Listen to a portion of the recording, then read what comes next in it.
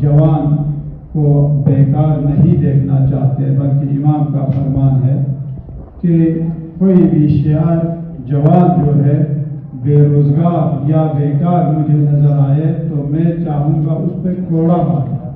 یہ امام کا فرمان ہے۔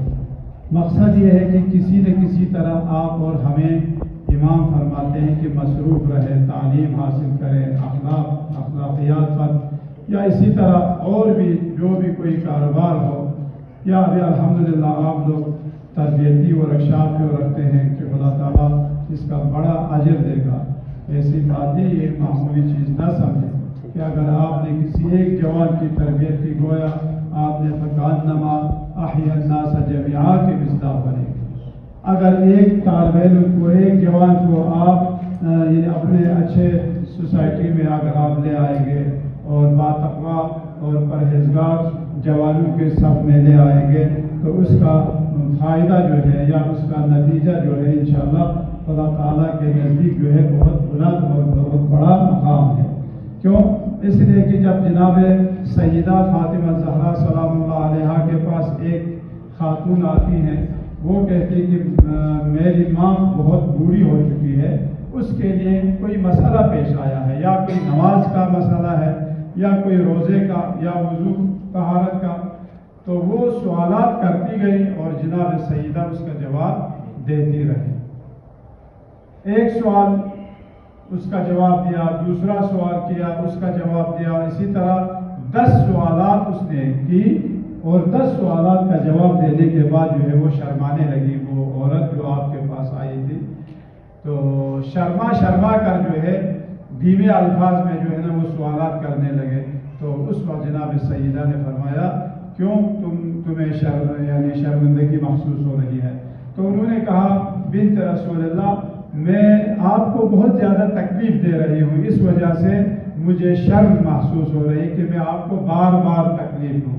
تو آپ نے فرمایا نہیں، ایسی بات نہیں ہے کہ تم جتنا سوال کرو گی اتنا ہی میرے لیے خدا تعالیٰ اس کا درجات جو ہے وہ مجھے بہت زیادہ بلند عطا کرے۔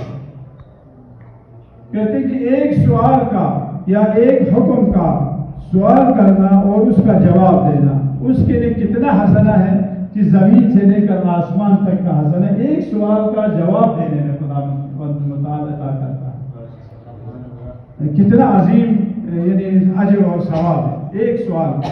تو اگر تم نے 10 سوال کیے تو سمجھ لو اس سے دنیا اور آسمان سے 10 گنا زیادہ خدا تعالیٰ عطا کرتا ہے۔ اس سے جو ہے آپ کو علم اور دین شناسی کی جو ہے نا اہمیت بتاتی ہے کہ کس قدر اہمیت کے حامل ہے، خصوصاً اس پرآشوب دور میں کہ جہاں پر جوانان جو ہے بے راہ روی کی طرف جا رہے ہیں، اس وقت میں آپ یہ تربیتی ورکشاپ رکھ کر جوانوں کو دین کی طرف بلاتے ہیں۔ انشاءاللہ یہ فاستبقوا الخیرات کا مصداق ہوگا، وَأْمُرُوا بِالْمَعْرُوفِ کا مصداق ہوگا، جس طرح امام حسین علیہ السلام نے فرمایا انی لم اخرج عشرا ولا بطرا ولا مفسدا ولا ظالما بل انی خرجت لطلب الاصلاح فی امت جد رسول اللہ واسیر بسیرت ابی علی بن ابی طالب۔ امام نے ابھی الحمدللہ آپ اور ہمارے ہاں یہ ثانی محرم شروع ہے، اسد کے عشرہ اسد عزاداری کا جو سلسلہ شروع ہے، اس میں ہمیں یہی درس دیتے ہیں کہ آپ نے فرمایا میں امر بالمعروف اور نہی عن المنکر کے لیے میں خروج کر رہا ہوں۔ اس کے لیے کتنی عظیم قربانیاں ہیں۔ اگر امام حسین کے مقصد کے عظمت کو اگر آپ اور ہم نے سمجھنا ہے تو آپ ان کی قربانیوں کو دیکھ کر آپ سمجھ پائیں گے کہ کتنی عظیم قربانیاں دی ہے اس مقصد کے لیے، ورنہ آپ اور ہم اس چیز کا اندازہ نہیں لگا سکیں گے کہ خدا کے اس حبیب کو اور امام حسین علیہ السلام کی عظمت یا اس کے اس تحریک کی عظمت کتنی ہے، یہ ہم کھوج نہیں لگا سکتے، لیکن اس سے آپ کو اندازہ ہوگا کہ آپ نے کتنی عظیم قربانیاں دی۔ کسی معمولی کام کے لیے تو قربانی اتنی بڑی قربانیاں نہیں دیتے، لہٰذا آپ کا اور ہمارا ایسے اجتماعات کا برپا کرنا، پروگرام یا تربیتی ورکشاپ کے عنوان سے، یا اسی طرح امر بالمعروف نہی عن المنکر کے عنوان سے، یا جوانوں کے درمیان سیاسی شعور، دینی شعور پیدا کرنے کے لیے کوئی بھی قدم اٹھاتے ہیں، انشاءاللہ یہ اسی امر بالمعروف اور نہی عن المنکر کا جو ہے وہ اسی کا ایک سلسلہ ہے۔ تو لہذا آپ اور ہم بھی انشاءاللہ اس سوال کے جو ہے یا اس ثواب کے ہم مستحق ہوں گے۔ چنانچہ حضرت لقمان حکیم کون سی ذات ہے؟ کہتے ہیں کہ انہوں نے 400 نبیوں کی خدمت کی۔ لقمان حکیم نے 400 نبیوں کی خدمت کی۔ جب اسے نبوت اور حکمت میں جو ہے ان کے لیے کہا کہ آپ اس میں سے کون سا آپ اختیار کریں گے، تو آپ نے حکمت کو آپ نے وہ کیا۔ تو آپ فرماتے ہیں یا بنی، اے میرے بیٹے، اختر المجالس علی علم، تم ایسے مجالس کو، ایسے جلسوں کو، ایسے پروگرام کو اپنے سر آنکھوں پر تم قبول کرو۔ وانزل فإن رأيت قوما يذكرون الله جل وعز، جس کو دیکھ کر لوگوں کو اللہ تعالی کی یاد جو ہے وہ آ جائے، ایسے جلسے کو، ایسے پروگرام کو تم اپنے سر آنکھوں پر جو ہے تم اسے قبول کرو۔ فَجْلِسْ مَعَهُمْ، پھر اس کے بعد فرماتے اور ان کے ساتھ بیٹھا کرو، ایسے پروگراموں میں بیٹھا کرو جہاں پر یاد خدا جو ہے آپ کو دلا رہا ہو، اور یاد معصومین آپ کو دلا رہا ہو، اور اسلامی اور دینی شعور آپ کو دے رہا ہو، تو ایسے مجالس میں جو ہے رہا کرے۔ تو میں صرف ایک عنوان کو، کیونکہ عنوانات تو بہت ہے جوانوں سے مربوط، کہ ہم کیسے دوستوں کو ہم انتخاب کریں، کیا اور ہم، کیونکہ اس دنیا میں جب بھی انسان وجود اپنے اس میں آتا ہے، معاشرے میں قدم رکھتا ہے یا سماج میں قدم رکھتا ہے، تو اس کے لیے کوئی نہ کوئی ساتھی اس کے لیے ضروری ہے، یا اس کے لیے ہمکار کوئی ضروری ہے، یا معاشرے میں اس کے ساتھ گل مل کر کام کرنے کے لیے کوئی گروہ کی ضرورت ہے۔ لیکن وہ گروہ کیسا ہو، کن لوگوں سے دوستی چاہیے؟ تو یہاں پر امام جعفر صادق علیہ السلام فرماتے ہیں کہ اچھے لوگوں اور اچھے دوستوں کی صفات کیا ہے۔ میں عربی روایت نہیں پڑھوں گا، صرف اس کا ترجمہ کروں گا۔ فرماتے ہیں کہ ایسے دوستوں کو آپ یعنی انتخاب کریں جس میں یہ صفات موجود ہو، جس کا ظاہر و باطن ایک ہو، منافقت نہ ہو، ایسے بااخلاص دوستوں کا انتخاب کریں۔ تیری بلائی اور برائی کو اپنی بلائی اور برائی سمجھتا ہو، اپنا مقام اور مال دولت کی وجہ سے تمہارے ساتھ برتاؤ میں کمی پیشی نہ آئے، اپنے توان کے مطابق تمہاری مدد کرنے سے دریغ نہ کرتا ہو، تجھے مشکلات اور حادثات کے وقت تنہا نہیں چھوڑتا ہو، اور سچا ہو۔ لا تنظر إلى طول ركوع الرجل وسجوده فإن ذلك شيء اعتاده فلو تركه استوحش لذلك، ولكن انظروا إلى صدق حديثه وأداء أماناته۔ اس لیے سچا کون ہے؟ صرف اس کے طولانی رکوع اور سجود کی طرف آپ توجہ نہ کریں کہ یہ بڑا طولانی سجود والا ہے اور رکوع والا ہے، نہیں، بلکہ یہ دیکھو کہ وہ کتنا سچا ہے اور کتنا جو ہے وہ امین ہے۔ رسول خدا کے لیے صادق اور امین کا لقب کس نے دیا؟ کفار قریش نے دیا، حالانکہ وہ لوگ دشمن تھے، رسول خدا کے جہان کے در پہ تھے، لیکن پھر بھی اپنی امانتوں کو جو ہے رسول خدا کے پاس وہ لوگ رکھتے تھے۔ ان کو اتنا اعتماد تھا رسول خدا پر کہ اپنا جانی دشمن سمجھتے ہوئے بھی آپ کے پاس جو ہے یہ لوگ اپنا مال دولت جو ہے اپنا رکھا کرتے تھے، امانت رکھا کرتے ہیں۔ تو لہذا ایمان اور تقویدار ہو، اور اسی طرح دوست بھی ایک دوسرے کے دشمن ہو جائیں گے سوائے پرہیزگاروں کے، کیوں؟ اس لیے کہ اگر با ایمان ہو تو وہ کبھی آپ کی دوستی کو ترک نہیں کرے گا، کبھی آپ کو وہ تنہا نہیں چھوڑے گا۔ کیوں؟ اس لیے کہ اگر یہ دوست اچھے نیک اور ایمان اور پرہیزگار دوست ہو تو ہر حالت میں آپ کے ساتھ وہ دیا کرے گا، ان کو انتخاب کرے۔ یہ تیسری صفات ہے، کیونکہ وہ انسانی بیماریوں کے لیے دوا کی حیثیت رکھتا ہے۔ جب بھی انسان کسی درد میں مبتلا ہو جائے تو وہ اس کی دوائی کی تلاش میں نکلتا ہے۔ اسی طرح انسان جب کسی مشکل میں گر جائے تو اچھے اور عقل مند دوست کی تلاش میں نکلتا ہے تاکہ اس کی مشکل آسان ہو جائے۔ اس لیے امام جعفر صادق علیہ السلام نے فرمایا، دوستوں کی 3 قسمیں ہیں۔ عزیزو، آپ اور ہم اگر کسی کو اپنا دوست، رفیق، یار بنانا چاہیں تو یہ 3 خصوصیات پر جو ہے آپ توجہ رکھیں۔ سب سے پہلی خصوصیت کیا ہے؟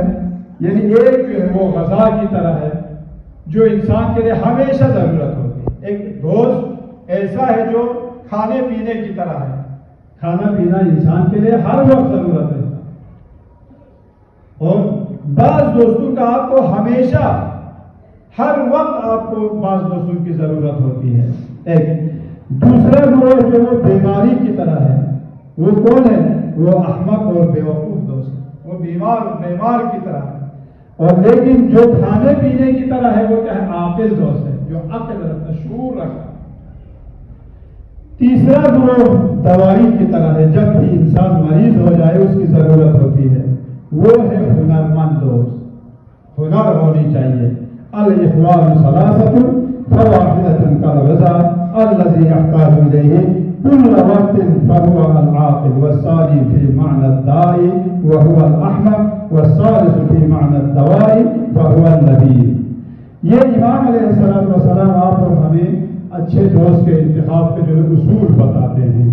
اسی طرح علم و دانش کا مالک ہو، کسی جاہل کو اپنا دوست نہ بنائے۔ اگر کسی کو اپنا دوست بنانا چاہے تو اس کو آپ تعلیم و تربیت دینے کے لیے آپ اس کو اپنے پاس لائیں، لیکن ایسا بھی نہیں کہ اگر آپ اس کو جاہل اگر آپ تصور کرتے ہیں آپ اس کو اپنے سے دور رکھیں۔ یہ شیوائے پیغمبری نہیں ہے، بلکہ انبیاء ہو، اولیاء ہو، ائمہ طاہرین علیہ السلام ہو، کتنے جاہلوں کو جو ہے اپنے پاس رکھ کر ان کی انہوں نے تربیت کی ہے۔ لہذا علم اور دانش کا مالک ہو۔ اچھے دوست کی ایک اور شرط یہ ہے، کیونکہ اسلامی تعلیمات میں جیسے علماء کو جلتے چراغ سے تشبیہ دی گئی ہے۔ علماء سے مراد صرف عمامہ پہننے والا نہیں بلکہ ہر جاننے والا، اس کو عالم کہتے ہیں۔ وہ اس چراغ کی تشبیہ طرح ہے کہ جو بھی اس سے نزدیک ہو جائے اور ان سے دوستی کرے تو وہ اس کے علم و دانش کے شعاع سے وہ مستفید ہوگا۔ جیسا کہ مولا فرماتے ہیں، جالس العلماء تسعد، تم لوگ علماء کے پاس بیٹھا کرو، کیوں؟ تاکہ تم سعادت مند بن جاؤ۔ اور فرمایا سکندر ذوالقرنین اور سرزمین عجائب، کہتے ہیں کہ سکندر مختلف ممالک کو فتح کرتے ہوئے ایک شہر میں داخل ہوئے۔ سکندر ذوالقرنین جس نے پوری دنیا پر حکومت کی، لیکن اس نے ہمیں نصیحت کرنے کے لیے ایک دفعہ کیا کہا؟ اس نے کہا کہ مجھے جب تم لوگ تشییع جنازہ کرو تو میرے دونوں ہاتھ کفن سے باہر نکال کر تم تشییع جنازہ کرو۔ لوگوں نے کہا کیوں ایسا کریں؟ تاکہ لوگوں کو پتہ چلے کہ جس نے پوری دنیا پر حکومت کی ہے وہ خالی ہاتھ جا رہا ہے۔ کفن میں کوئی جیب بنا کر یہ دنیا کا مال یا دنیا کی دولت جو ہے وہ لے کر نہیں چلا، بلکہ جس نے پوری دنیا پر حکومت کی وہ خالی ہاتھ جا رہا ہے۔ تو وہ سکندر ذوالقرنین کہتے ہیں کہ وہ فتح کرتے کرتے ایک شہر میں پہنچے تو دیکھا ہر گھر کے نزدیک جو ہے یا گھر کے سامنے، دروازوں کے سامنے جو ہے قبر ہے ہر کسی گھر پہ، لیکن ان میں سے ہر ایک کی عمر جو ہے بہت کم ہے۔ کسی کے 2 سال ہے، کسی کے 3 سال ہے۔ جو جتنے بھی مرے ہیں، جتنے بھی قبر والے ہیں، ان کی عمر جو ہے 3-4 سال یا 5-6 سال سے زیادہ نہیں ہے۔ اسے بڑا تعجب ہوا، یار یہ سارے گاؤں والے یا یہ شہر والے کیا سب بچپنے نہیں مرے؟ تو جب ان سے کہا گیا اور وہاں کے لوگ جو ہے سکندر نے کسی سے پوچھا کہ یہ گھروں اور دکانوں کے دروازے کیوں کھلے رکھے ہوئے ہیں؟ کہا ہمارے یہاں کوئی چور ہی نہیں، ہر کسی کے جو ہے وہ دکان بھی کھلی ہوئی ہے، گھر کا دروازہ بھی کھلا ہوا ہے، کہیں کوئی چوری ڈکیتی کی کوئی وہ مشکل نہیں۔ کہا کیونکہ ہم اپنے شہر میں جب کوئی فقیر دیکھتے ہیں تو سب مل کر اس کی مدد کرتے ہیں۔ آپ اور ہمارے لیے فقیر کون سے؟ وہ جوان ہیں جو علم اور دانش سے جو ہے بے بہنا ہے، ان کو آپ ساتھ لے لیں تو یہ اس مال دولت کے فقیر سے بھی زیادہ حقدار ہے۔ تو فرماتے ہیں کہ فقیر جب ہم دیکھتے ہیں ہم ایک دوسرے کی ہم مدد کرتے ہیں، وہ کسی چیز کا محتاج نہ رہے۔ پوچھا کیوں قبر کو اپنے گھروں کے سامنے رکھا ہے؟ کہا تاکہ ہم نوٹ کو فراموش نہ کر لیں۔ پھر ان کی عمریں اتنی کم کیوں ہے؟ تو انہوں نے کہا ہم نے ان کے وہ دن رات شمار کیے ہیں جو علماء اور صلحاء کے ساتھ گزارے ہیں۔ وہ صرف وہ زندگیاں جو ہم نے شمار کیے ہیں جو علماء اور صلحاء کے ساتھ بیٹھے ہیں۔ باقی عمر پھر کیا ہوا؟ کہتے کہ باقی عمر جو وہ بیکار گزر گئی۔ اس نے امیر المومنین کا ایک شعر اذا عاش الفتى 60 عاما فنصف العمر تمحقه الليالي ونصف النصف يذهب ليس يدري بذلك عن يمين وشمال۔ اس کا مفہوم یہ ہے کہ بھئی اگر کسی کو 60 سال اگر عمر ملی، اسے اگر زندگی ملی تو سمجھ لو اس کے 30 سال تو ایسے ہی رات میں گزر گئی، نیند میں گزر گئی۔ نیند والی زندگی کوئی زندگی ہے نہیں۔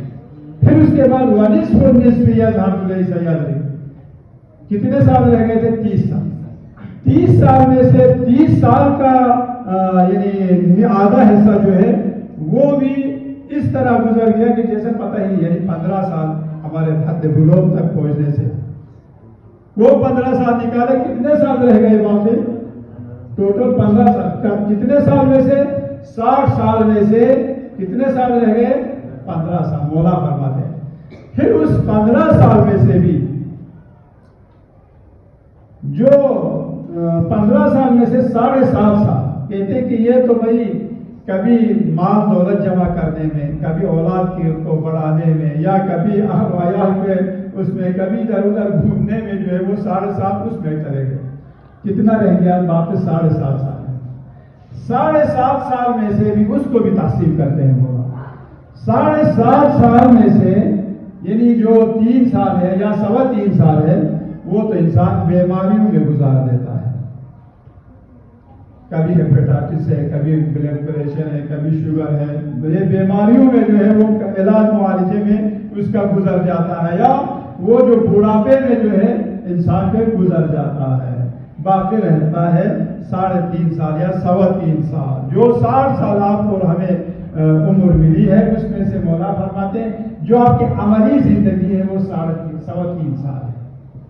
تو آخر میں فرماتے ہیں تو کیا اگر اسی زندگی کے لیے انسان جو ہے تمنا کرے، یہ جو ہے تمنا کے قابل کوئی زندگی نہیں ہے۔ لہذا آپ اور ہم اگر جوانوں کی تربیت کا اگر ہم یعنی اپنے ذمہ لیتے ہیں تو یہ شیوہ پیغمبری ہے۔ انشاءاللہ اللہ تعالیٰ آپ سب کو اپنے اس مہم میں جو ہے کامیابی اور کامرانی عطا کرے، اور امام علیہ السلام اور پیغمبر اکرم صلی اللہ علیہ وسلم کے نقش قدم پر چلتے ہوئے ہمیں اپنے جوانوں کی قوم و ملت کی ان کی خدمت اور ان کی ہدایت کرنے کی ہم سب کو توفیق عطا فرمائے۔ السلام علیکم ورحمۃ اللہ وبرکاتہ۔